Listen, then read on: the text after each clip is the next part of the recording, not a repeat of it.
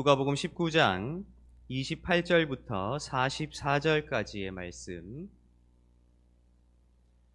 이 말씀을 통해 하나님의 음성을 들으시기 바랍니다. 예수께서 이 말씀을 하시고 예루살렘을 향하여 앞서서 가시더라. 감람원이라 불리는 산 쪽에 있는 벳바게와 베다니에 가까이 가셨을 때에 제자 중 둘을 보내시며 이르시되 너희는 맞은편 마을로 가라. 그리로 들어가면 아직 아무도 타보지 않은 나귀 새끼가 매여 있는 것을 보리니 풀어 끌고 오라. 만일 누가 너희에게 어찌하여 푸느냐 묻거든 말하기를 주가 쓰시겠다 하라 하시매 보내심을 받은 자들이 가서 그 말씀하신 대로 만난지라. 나귀 새끼를 풀 때에 그 임자들이 이르되 어찌하여 나귀 새끼를 푸느냐 대답하되 주께서 쓰시겠다 하고 그것을 예수께로 끌고 와서 자기들의 겉옷을 나귀 새끼 위에 걸쳐놓고 예수를 태우니 가실 때에 그들이 자기의 겉옷을 길에 펴더라. 이미 감람산 내리막길에 가까이 오심에 제자의 온 무리가 자기들이 본 바 모든 능한 일로 인하여 기뻐하며 큰 소리로 하나님을 찬양하여 이르되 찬송하리로다 주의 이름으로 오시는 왕이여 하늘에는 평화여 가장 높은 곳에는 영광이로다 하니 무리 중 어떤 바리새인들이 말하되 선생이여 당신의 제자들을 책망하소서 하거늘 대답하여 이르시되 내가 너희에게 말하노니 만일 이 사람들이 침묵하면 돌들이 소리 지르리라 하시니라. 가까이 오사 성을 보시고 우시며 이르시되 너도 오늘 평화에 관한 일을 알았더라면 좋을 뻔하였거니와 지금 내 눈에 숨겨졌도다. 날이 이를지라 내 원수들이 토둔을 쌓고 너를 둘러 사면으로 가두고 또 너와 및 그 가운데 있는 내 자식들을 땅에 메어 치며 돌 하나도 돌 위에 남기지 아니하리니 이는 내가 보살핌 받는 날을 알지 못함을 인함이니라 하시니라. 아멘. 이 시간 앞뒤 좌우에 계신 분들에게 하나님이 당신을 사랑하십니다 인사하겠습니다. 하나님이 여러분을 사랑하십니다. 아멘. 다시 한번 인사하실 때에 십자가가 그 사랑의 증거입니다 한번 선포하겠습니다. 십자가가 그 사랑의 증거입니다. 우리 오늘 오랜만에 아이들과 함께 예배 드리는데요. 우리 아이들 모습이 참 순수하고 천진난만해 보이지 않으시는지요?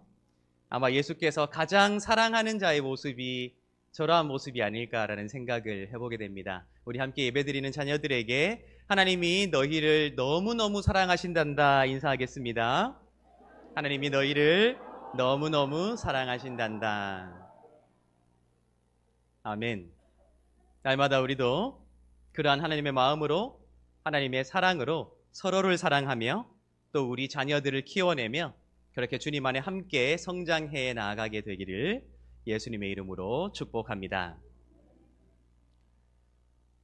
예수께서 당신을 따르는 수많은 제자들과 또한 수많은 무리들에게 세례 요한에 대하여 이렇게 물으셨습니다. 너희가 무엇을 보려고 광야로 나갔더냐? 바람에 흔들리는 갈대더냐? 아름다운 옷을 입은 사람이더냐? 라고 말입니다. 아름다운 옷, 갈대라는 것이 상징하는 세례 요한에 대한 그 당시 사람들의 많은 기대들을 예수께서 열거하신 것이지요. 무슨 목적으로, 어떤 이유에서 그를 통하여 무엇을 얻기 위하여 너희는 세례 요한에게 나아갔느냐 하는 질문이라는 것입니다. 어쩌면 그들이 요한에게 대하여 가졌던 그 소망이, 그 기대가 요한이 나타내야 할 하나님의 소망과 기대와는 다를 수 있기에 예수께서 도전적으로 질문하신 것이지요. 너희가 무엇을 보려고 광야로 나아갔더냐 라고 말입니다. 오늘 이 종료 주일 예배를 드리며 그 세례 요한에 대한 예수의 질문을 저는 오늘 예수에 대한 질문으로 여러분들에게 드려보고 싶습니다. 여러분들은 무엇을 보려고 이 자리에 나오셨습니까?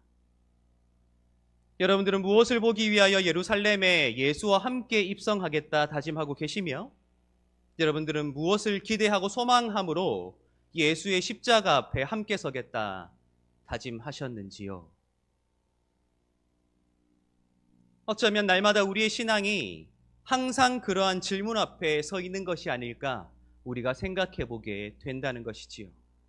예수, 하나님의 아들, 우리의 구원자, 구세주, 그리스도 메시아, 수많은 수식어들과 수많은 소망과 기대를 담아 그분을 바라보는 우리의 기대와 그분을 이 땅에 보내신 하나님의 소망과 기대가 얼마나 일치하고 있는가 하는 것을 날마다 진지하게 되돌아볼 수 있는 용기,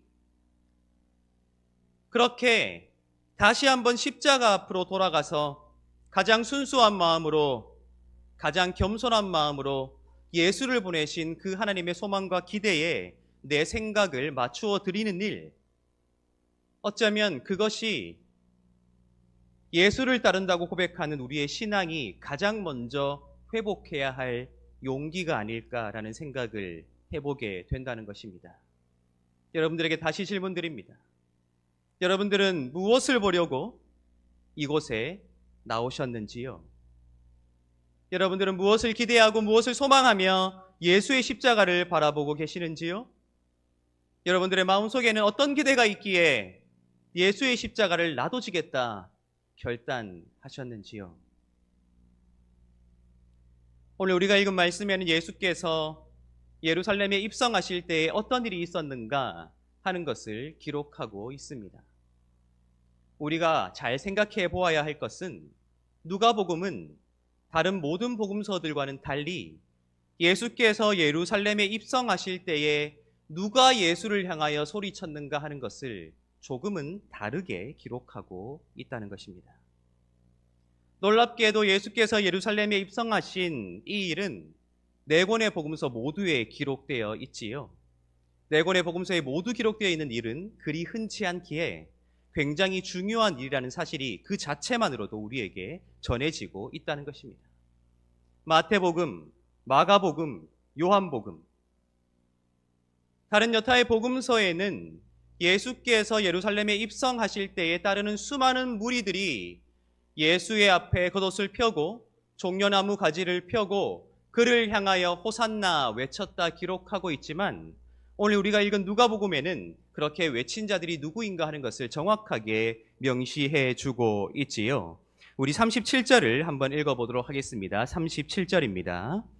이미 감람산 내리막길에 가까이 오심에 제자의 온 무리가 자기들이 본 바 모든 능한 일로 인하여 기뻐하며 큰 소리로 하나님을 찬양하여. 아멘. 누가 예수께 대하여 소리쳤다고 이야기하고 있습니까? 제자의 온 무리 말입니다. 단지 온 무리가 아닙니다. 예수를 추종했던 수많은 사람들을 가리키는 것이 아니라 예수를 따라다녔던 수많은 사람들 가운데서도 가장 지근거리에서 예수를 모셨던 그 예수의 제자들이 예수를 향하여 행동을 취하고 목소리를 높이고 있다는 것이지요.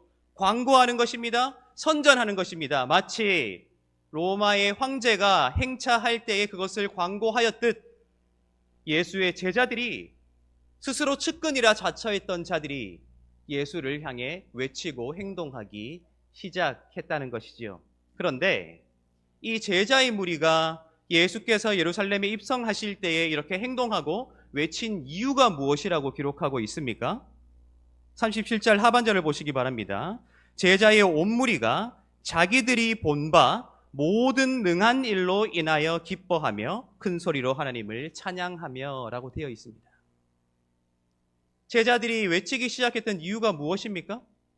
지금까지 예수께서 행하셨던 능하신 일들에 근거하여 지금 예수를 선전하고 광고하고 있다는 것이죠. 그 일이 무엇입니까?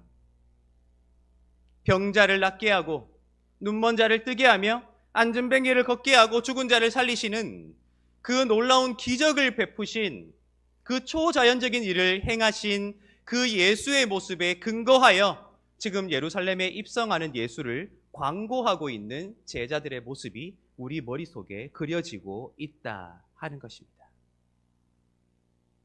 과연 제자들은 예수께서 예루살렘에 입성하신 후에 무엇을 하리라 기대하였기에 이렇게 외쳤던 것일까요? 그들은 무엇을 보려고 예수께 나아갔던 것일까요?